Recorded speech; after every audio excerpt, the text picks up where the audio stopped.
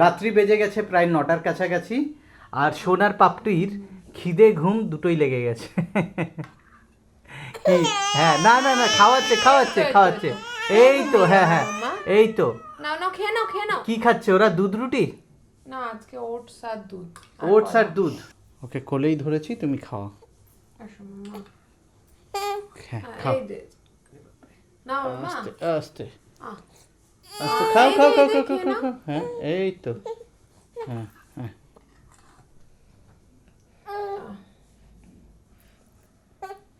এই যে ভাই খাচ্ছে, এই যে পাপা নড়ে না নড়ে না নড়ে না। বাবা করে না বাবা। গেঞ্জিটা নোংরা হয়ে যাবে, এক্ষুনি তো পরিষ্কার করে দিলাম।